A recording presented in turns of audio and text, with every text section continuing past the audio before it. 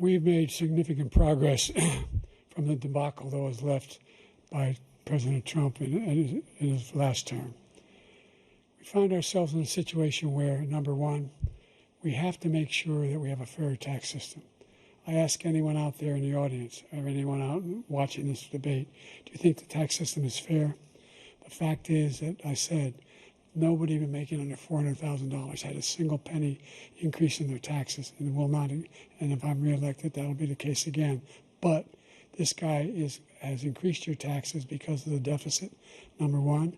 He's increased inflation because of the debacle he left after the way he handled the pandemic.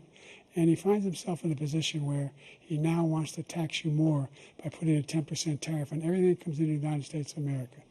What I did, when, for example, he wants to get rid of the ability of Medicare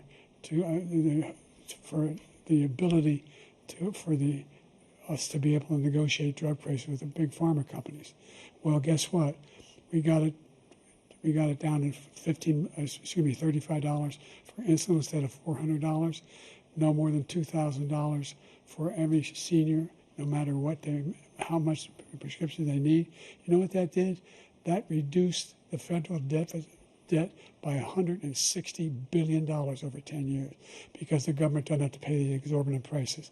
I'm going to make that available to every senior all along. It's happening now, and everybody in America. He wants to get rid of that. I'm going to make sure that we have childcare.